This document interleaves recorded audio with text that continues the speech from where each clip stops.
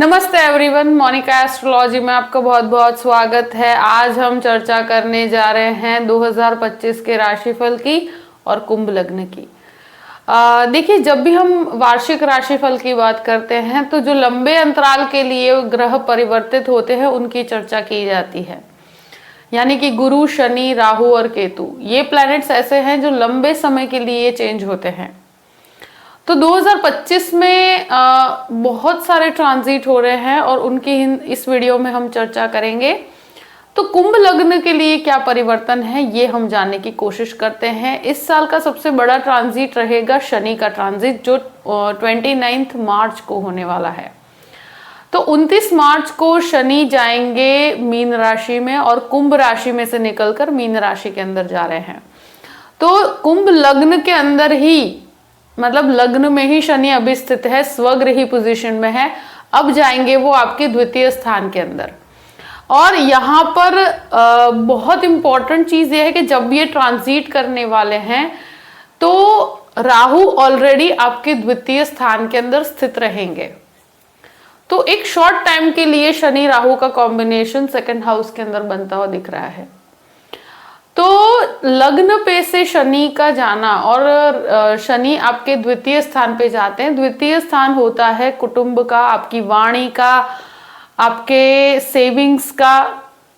तो लंबे समय के इन्वेस्टमेंट ये शनि करवाएगा। और सेकंड हाउस के अंदर जाना, एक तरह से आप फैमिली के जो इश्यूज है उनको लेकर थोड़ी सी चिंतित रहेंगे। आप उनको रिजॉल्व करने की कोशिश करेंगे और काफी मेच्योरिटी रहेगी आपके जो भी स्वभाव में।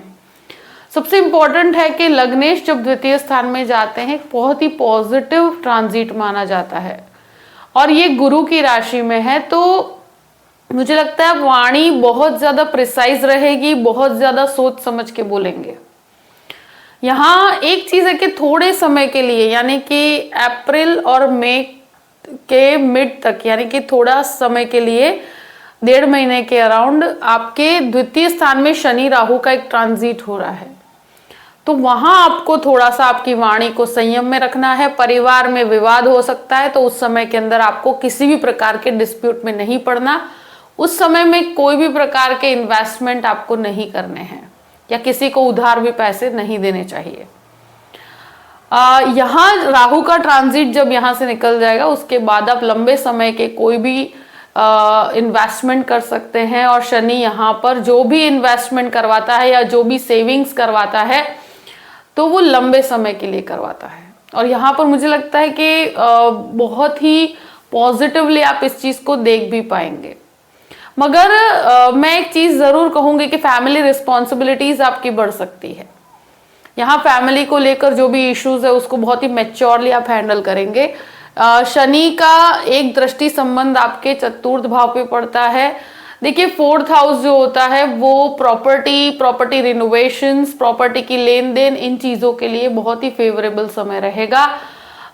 थोड़ा सा आपको वेटिंग में रखा जा सकता है। थोड़े समय के लिए आपको शायद प्रॉपर्टी संबंधित चीजों के अंदर कहते हैं ना कि लंबे समय तक शायद कंस्ट्रक्शन के अंदर समय लगे या कहीं पे रिनोवेशंस के लिए समय लगे या अगर कोई मैटर है उसे रिजॉल्व करने में समय लगे, मगर समय तो शनि लेता ही लेता है। और मुझे लगता है प्रॉपर्टी जो भी बनेगी वो बहुत ही व्यवस्थित रूप से बनेगी, मगर इसके लिए थोड़ा लंबा अंतराल शनि के द्वारा वो रास्ता बनाता है, तो वो समय लगता ही लगता है। शनि का एक दृष्टि संबंध आपके अष्टम भाव से भी जुड़ा हुआ है, क्योंकि 7th एस्पेक्ट है ये। तो यहाँ पर मुझे लगता है कि जो भी रिसर्च बेस्ड आप काम करना चाहते हैं, कोई नई चीजों को सीखना चाहते हैं, आईटी क्षेत्र के अंदर आप आगे बढ़ना चाहते हैं, लॉ के प्रोफेशन में आगे बढ़ना चाहते हैं, तो ये आपके लिए बहुत ज्यादा लर्निंग कैपेबिलिटीज को बढ़ाता है। तो ये एक, मुझे लगता है कि अगर कहीं पर भी आप कोई भी टेक्निकल चीजों को सीखना चाहते हैं, अपने अंदर डेवलपमेंट लाना चाहते हैं, तो ये शनि वहां पर बहुत ही हेल्पफुल परिस्थिति लेकर आता है। क्योंकि 8वां घर जो होता है वो बहुत सारी चीजों को लेकर एक तरह से व्यक्ति को सीखने की तरफ लेकर जाता है, आपको रहस्य सीखने की तरफ लेकर जाता है। और यहाँ एक दृष्टि संबंध जो शनि का बने, शनि का एक दृष्टि संबंध रहेगा आपके 11वें स्थान के साथ, तो यहां पर लाभ की प्राप्ति रुक रुक कर होगी। और स्पेशली ये चीज जरूर कहूंगी कि जो 11th हाउस होता है वो हमारे फाइनेंशियल गेन्स का होता है, लाभ का होता है। तो यहाँ मुझे लगता है कि ब्रदर सिस्टर रिलेशनशिप में बहुत ही शांति से आपको रिलेशंस को हैंडल करना होगा। यहाँ जो भी पेमेंट हो या कहीं पर आपका पैसे से रिलेटेड या इंक्रीमेंट से रिलेटेड चीजें हैं, तो वहां पर थोड़ा सा आपको इंतजार करना पड़ सकता है, चीजें होल्ड हो सकती है यहाँ पर, क्योंकि यहाँ मेहनत का कारक है। ये जितना मेहनत करते हैं उतना ही मिलता है, और वो भी आई थिंक एक समय के बाद मिलता है। तो यहाँ आपको हर चीज के अंदर पे स्केल के अंदर भी बढ़ोतरी तो होगी, मगर बहुत ही इनिशियल पार्ट पर नहीं मिलेगा। वो आपको पहले उस चीज तक प्रॉपरली हैंडलिंग परिस्थिति में आप आएंगे, आप उस चीज को बेहतर तरीके से आप पोजीशन देगा, और पोजीशन के अंदर भी आप सही तरह से काम कर पाएंगे, आपको चीजें सीखने को मिलेगी, उसके बाद आपकी चीजें बनना शुरू होगी। तो फाइनेंशियल गेन होंगे जरूर, क्योंकि ये डेफिनेटली देता है, मगर हार्ड वर्क के साथ देता है। तो ये चीजें डेफिनेटली आपको देखने को मिलेगी। अब बात करते हैं गुरु की ट्रांजिट की। यहां एक चीज जरूर कहूंगी कि शनि जब वक्र अवस्था में आएंगे, ये थोड़ा सा समय ऐसा होगा जहां पर आपको खर्चों पे नियंत्रण रखना होगा, और यहां आपको हो सकता है कि कहीं पर परिस्थितियां फैमिली के अंदर आपको जो भी बातचीत करते हैं बहुत ही संयम के साथ बरतिएगा, और जहां इन्वेस्टमेंट भी करते हैं तो मुझे लगता है कि सोच समझ के कीजिएगा और लंबे समय के लिए कीजिएगा, तो वो आपके लिए ज्यादा बेहतर रहेगा। शॉर्ट टर्म के जो भी इन्वेस्टमेंट है वो आपके लिए फेवरेबल नहीं रहेंगे। अब गुरु का ट्रांजिट 14 मई को हो रहा है। गुरु अभी आपके चतुर्थ भाव में है, और ये यहाँ पर 4.5 महीने के लिए यहीं पर स्थित रहेंगे, यानी कि कह सकते हैं कि 14 मई तक गुरु यहाँ पर है। 14 मई से गुरु का ट्रांजिट आपके पंचम भाव में होगा। तो शुरू के 4.5 महीने के लिए मुझे लगता है प्रॉपर्टी संबंधित कार्यों के लिए बहुत अच्छा है। प्रॉपर्टी लेना चाहते हैं, प्रॉपर्टी बेचना चाहते हैं, प्रॉपर्टी से संबंधित कोई भी काम अगर आप करना चाहते हैं, तो ये समय बहुत ही फेवरेबल है कि जहां पर आपको बहुत ही लाभ होंगे प्रॉपर्टी संबंधित। और ये क्योंकि आपके लाभेश बनकर है, तो ये डेफिनेटली आपको लाभ देंगे प्रॉपर्टी संबंधित, क्योंकि ये यहां पर स्थित हैं, और क्योंकि ये आपके द्वितीयेश भी हैं, तो हेरिडिटी की प्रॉपर्टी से भी आपको लाभ देने में ये सक्षम है, और मुझे लगता है कि बहुत ही फेवरेबल पोजीशन रहेगी ये। अब यहां से गुरु का दृष्टि संबंध आपके 8th हाउस में, आपके 10th हाउस में और आपके 12th हाउस पे पड़ता है। तो ये तीनों ही घर जो हैं व्यक्ति की इनकम, व्यक्ति के अर्निंग स्किल्स को बढ़ाते हैं, और मुझे लगता है यहाँ पर जो दृष्टि संबंध पड़ेगा आपकी इनकम में बढ़ोतरी रहेगी। बहुत ही आप जैसे शनि मेहनत की तरफ लेकर जाता है, तो वो संघर्ष का फल गुरु के द्वारा प्राप्त होगा आपको। और मुझे लगता है कि ये डेफिनेटली इनिशियल शुरुआत से ही गुरु का एक सपोर्ट आपको बहुत अच्छा मिला हुआ है। यहाँ पर आपके लर्निंग के लिए बहुत अच्छा है, और सबसे इंपॉर्टेंट है कि गुरु का दृष्टि संबंध 12th हाउस से भी है, तो विदेश से संबंधित लाभ भी आपको मिलते रहेंगे। तो फॉरेन लैंड्स के लिए अगर विदेश जाना चाहते हैं तो उसके लिए भी ये जुपिटर बहुत फेवरेबल परिस्थिति बनाता है। मल्टीनेशनल कंपनीज के अंदर जॉब करते हैं या जो भी इस तरह के काम करते हैं उनको लाभ मिलेगा। मगर एक चीज डेफिनेटली है कि वो फैमिली रिस्पॉन्सिबिलिटीज के पीछे या प्रॉपर्टी के पीछे एक्सपेंसेस करवाता है, तो खर्चों को बहुत ही कैलकुलेटिव होकर चलाना होगा आपको। अब गुरु का ट्रांजिट 14 तारीख को होगा आपके पंचम भाव में, और ये ट्रांजिट 18 अक्टूबर तक रहेगा, क्योंकि गुरु इस पूरे ही वर्ष जो है 3 ट्रांजिट कर रहे हैं। तो अब गुरु पंचम भाव में आएंगे। अब गुरु का पंचम भाव में आना एक तरह से, क्योंकि वो लाभेश बनकर भी है और अपने खुद के ही घर को देखते हैं, तो यहां आपको लाभ में बहुत गजब का वृद्धि होगी।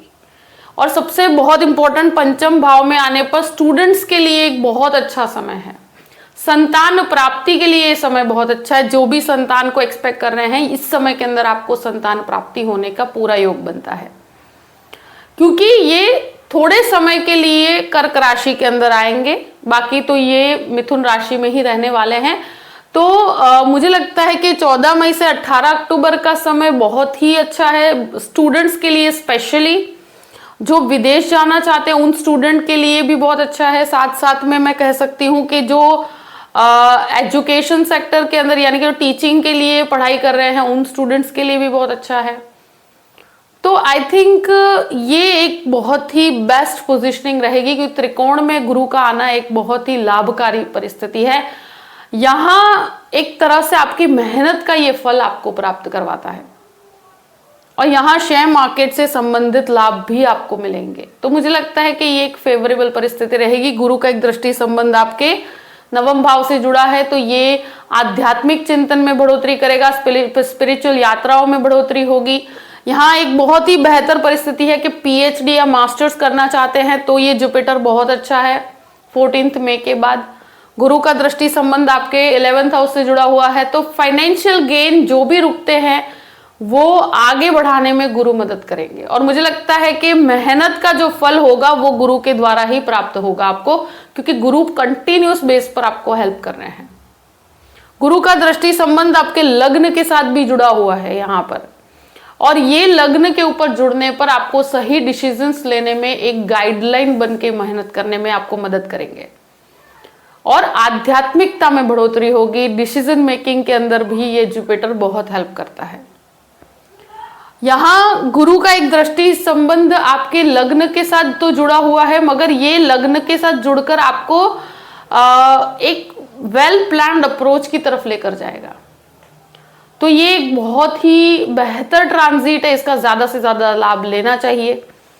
अब गुरु जो है वो 18 अक्टूबर को आएंगे आपके 6th हाउस के अंदर और उच्च के होकर आएंगे। अब यहाँ पर ये ट्रांजिट बहुत ही थोड़े समय के लिए है, मगर मुझे लगता है कि 18 अक्टूबर से 5 दिसंबर तक का ट्रांजिट है। इन बिटवीन यहाँ पर 11 नवंबर से 11 मार्च तक गुरु वक्री भी होंगे। अब यहाँ से जब आपके छठे घर के अंदर गुरु आते हैं, ये उच्च के गुरु हैं, तो मुझे लगता है कि ये एक तरह से फायदेमंद ही है, कहीं पर भी नुकसान नहीं देंगे आपको। इस समय में आप जो भी लोन लेते हैं वो बहुत कैलकुलेटिव अप्रोच के साथ लीजिएगा, बस यही मैं एक तरह से कहना चाहती हूँ। हेल्थ के इश्यूज को ये रिजॉल्व करने में आपको मदद मिलेगी आपको कहीं पर भी, क्योंकि उच्च के गुरु हैं तो ओबेसिटी बढ़ा सकते हैं, आपके वजन बढ़ने की प्रॉब्लम्स आपको देखने को मिलेगी। मगर एक चीज डेफिनेटली कहूंगी कि ये जुपिटर शत्रुओं को परास्त करते हैं। यहाँ पर आप को ज्ञान की प्राप्ति होती है, आप चीजों को सीखने के लिए, लर्निंग के लिए बहुत अच्छा है। यहाँ से गुरु का दृष्टि संबंध आपके 10th हाउस से जुड़ा हुआ है, तो कार्यस्थल में आपके बढ़ोतरी होगी, कार्यस्थल के अंदर मल्टीपल इनकम की तरफ ये लेकर जाता है। गुरु का दृष्टि संबंध 12th हाउस से जुड़ा हुआ है, तो विदेश संबंधित लाभ या विदेश जाने के लिए जो कोशिश कर रहे हैं, यहाँ पर आपका 101% ये टाइम पीरियड में आपका काम बनेगा। 18 अक्टूबर से लेकर 5 दिसंबर तक का समय बहुत ही बेहतर है अगर आप विदेश जाना चाहते हैं तो। यहाँ डेफिनेटली कहूंगी कि हेल्थ या फैमिली रिस्पॉन्सिबिलिटीज के पीछे आपका एक्सपेंस हो सकता है, तो ये मैं कह सकती हूँ। पर बहुत बड़े लोन लेते हैं या बहुत बड़े रिस्क टेकिंग लोन लेने से इस समय में बचना चाहिए, क्योंकि मुझे लगता है कि क्योंकि ये आपके 11th लॉर्ड बनकर यहाँ बैठे हैं, तो लोन ले सकते हैं बट कैलकुलेटिव ले सकते हैं, नहीं तो ये कहीं ना कहीं आगे जाकर आपको प्रॉब्लम्स क्रिएट करता है। गुरु का दृष्टि संबंध आपके 2nd हाउस से जुड़ा हुआ है, तो यहाँ मुझे लगता है कि फैमिली में कोई ना कोई मेंबर की बढ़ोतरी होगी। यहाँ एक तरह से कहा जाए कि जो भी वाणी संबंधित काम करते हैं उनके लिए लाभकारी है। सेविंग्स में बहुत बढ़ोतरी करने में मदद करेगा, पर ये भी लंबे समय के लिए इन्वेस्टमेंट करवाएगा, लंबे समय के लिए सेविंग्स करवाएगा। तो ये जुपिटर कहीं ना कहीं आपको एक बहुत ही हेल्पफुल परिस्थिति देगा कि जहां इनकम और एक्सपेंस का एक बैलेंस बना रहेगा। तो यहां सबसे इंपॉर्टेंट है कि जब वक्री गुरु होते हैं वहां पर कॉम्पिटिटिव एग्जाम्स के अंदर थोड़ा सा स्पेसिफिक और वेल प्रिपेयर्ड होकर जाना होगा। दूसरी चीज, लोन संबंधित चीजों में आपको बहुत ज्यादा कैलकुलेटिव होना होगा। अब बात करते हैं राहु के ट्रांजिट की।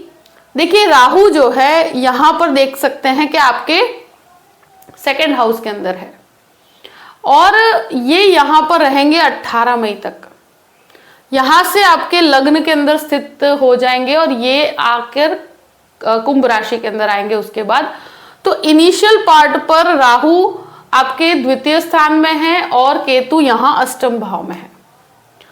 तो ये द्वितीय स्थान का राहु जो होता है, शुरू के मई तक का जो समय है, वाणी संबंधित चीजों को लेकर बहुत ज्यादा स्पेसिफिक रहना होगा। आपकी वाणी खराब कर सकता है ये। और ये मैं इसलिए कह रही हूं कि ये वाणी परिवार के अंदर खराब होती है। सबसे ज्यादा जब परिवार के कोई मैटर होता है या कोई भी विवाद होता है तो वहां पर बहुत ज्यादा इश्यूज क्रिएट करता है ये, क्योंकि व्यक्ति बहुत ज्यादा ब्लंट हो जाता है, बहुत ज्यादा चीजों को लेकर डिटेलिंग लेकर झगड़े करता है। तो ये एक चीज आपको ध्यान रखनी है जब तक राहु यहाँ पर है। स्पेशली अप्रैल और मई का महीना है, 2 महीने आपके जो शनि राहु का जो ट्रांजिट साथ में होगा, ये समय बहुत ज्यादा मुश्किलों भरा है। जहां पर फैमिली मैटर की बात की जाए, हेरिडिटी का कोई विवाद है या फैमिली के अंदर कोई विवाद चल रहा है, तो आपको बहुत ज्यादा सतर्क रहना है। और कोर्ट कचहरी का मैटर है तो वहां पर डेफिनेटली मुझे लगता है कि आपकी सेविंग्स यहां पर खराब हो सकती है। और देखिए ये चीज मैं जरूर कहूंगी कि 12th लॉर्ड बनकर यहां पर शनि के साथ राहु का कॉम्बिनेशन है, तो यहां कोर्ट कचहरी के पीछे एक्सपेंस होता हुआ मुझे नजर आता है। तो अपने खर्चों के ऊपर बहुत नियंत्रण रखना होगा। यहां पर आपकी वाणी की वजह से प्रॉब्लम्स क्रिएट हो सकती है, तो ये चीज मैं जरूर कहूंगी कि क्योंकि शनि का ट्रांजिट भी इस प्रकार से है कि कोर्ट कचहरी के मैटर के अंदर आपके सेविंग्स को खराब कर सकता है। तो अगर कोई भी कोर्ट मैटर है या केसेस चल रहे हैं तो वहां पर आपको एक्स्ट्रा कॉन्शियस रहना है, बहुत वाणी को बहुत संयम में रखना है। जब तक यहां पर राहु है तब तक तो डेफिनेटली, अगर फैमिली इश्यूज है तो। और यहां केतु अष्टम के अंदर आपको कहीं ना कहीं डिटैचमेंट देता है, कहीं ना कहीं आप को स्क्रिप्चर्स में इंटरेस्ट बढ़ता है, आप नॉलेज गेन करने की कोशिश करते हैं, एकांत प्रिय बना देता है। ये चीजें आप महसूस कर पाएंगे। अब राहु का ट्रांजिट आपके लग्न में होगा। देखिए लग्न के अंदर जब राहु आएंगे और शनि के घर के अंदर आएंगे, शनि द्वितीय स्थान के अंदर है। अब राहु का एक चीज है कि बहुत ज्यादा ओवर एम्बिशियस होता है, व्यक्ति बहुत ज्यादा एम्बिशियस हो जाता है इस समय में। जब राहु लग्न में आता है व्यक्ति फाइनेंशियली अपने आप को सिक्योर करने की कोशिश करता है, मल्टीपल इनकम करने की कोशिश करता है, नई नई जगह पर इन्वेस्टमेंट करने की कोशिश करता है। मगर जहां पर आपका ज्ञान है, जो एजुकेशन आपने लिया हुआ है, उसी फील्ड में आपको काम करना है, यहां भटकाव से बचना है। सबसे ज्यादा इंपॉर्टेंट मैटर बता रही हूं मैं कि राहु हमेशा अपने ज्ञान से बाहर निकालकर आपको कहीं ना कहीं इन्वेस्टमेंट करवाता है जो आपका फील्ड नहीं है। तो ये गलती आपको नहीं करनी है। आप अगर कहीं पर भी काम कर रहे हैं, बैंकिंग का आपको नॉलेज है तो बैंकिंग में ही रहना है। अगर आपको हॉस्पिटल्स का नॉलेज है तो उसी में रहना है, फिर आपको दूसरी फील्ड में नहीं जाना, क्योंकि ये ऐसे भटकाव देता है, करियर में भटकाव देता है। और व्यक्ति काफी हद तक ओवर एम्बिशियस भी होता है, ओवर एंथुजियास्टिक भी होता है और ब्लंट भी होता है। अपने स्वभाव में फ्रीडम ओरिएंटेड हो जाता है बहुत ज्यादा। तो थोड़ा सा आपके स्वभाव पे कंट्रोल लाने का कार्य गुरु का दृष्टि संबंध करेगा, तो एक बहुत बेहतर परिस्थिति, आपका नॉलेज तो डेफिनेटली बढ़ेगा। मगर थोड़ा सा राहु की वजह से, अगर आपके कुंडली के अंदर जन्म कुंडली की दशाएं बहुत इंपॉर्टेंट है, मगर मोटे रूप से अगर देखा जाए तो आपके स्वभाव में एक फ्रीडम ओरिएंटेड आपका नेचर बनेगा। तो उस चीज को लेकर आपको एक तरह से किसी ना किसी की सलाह ले लीजिएगा अगर कोई काम शुरू भी करते हैं तो। अब यहां केतु आएंगे 7th हाउस में, तो 7th हाउस में केतु कहीं ना कहीं मैरिड लाइफ के अंदर थोड़े से उतार चढ़ाव क्रिएट करता है, मैरिड लाइफ में हर्डल्स क्रिएट करता है, डिटैचमेंट देता है लाइफ पार्टनर के साथ। तो इस समय के अंदर मुझे लगता है अगर एंगेजमेंट भी अगर किसी की हुई है तो उनको अपने रिलेशनशिप को नेक्स्ट लेवल पे ले जाने के लिए उतार चढ़ाव का सामना करना पड़ेगा। बहुत संयम में रहकर अपने संबंधों को चलाना होगा, क्योंकि लग्न में बैठा हुआ राहु कहीं ना कहीं व्यक्ति को रिलेशनशिप में भी भटकाव देता है, व्यक्ति मल्टीपल रिलेशनशिप की तरफ चला जाता है। तो ये टेंडेंसीज हैं। तो आप केतु की वजह से अपने मैरिड लाइफ के अंदर बहुत ज्यादा एक कहते हैं ना कि व्यक्ति को कभी कभी अपनी मैरिड लाइफ को लेकर बहुत ज्यादा केयरलेस हो जाते हैं, तो यहाँ आपको थोड़ा सा अपनी मैरिड लाइफ में केयर करना है। और 7वें घर के अंदर का केतु पार्टनरशिप के लिए मुझे लगता है बेहतर नहीं है, तो जो भी करना है सिंगल हैंडेडली आप खुद कीजिएगा, मगर पार्टनरशिप बिजनेस को आपको उस टाइम पे अवॉइड करना है मई के बाद। तो जो भी परिस्थिति है उसको ध्यान में रखते हुए अपने पूरे ही वर्ष को प्लान कीजिएगा। और अगर वीडियो पसंद आता है तो लाइक भी कीजिएगा और सब्सक्राइब भी कीजिएगा। Thank you so much. जय श्री कृष्ण।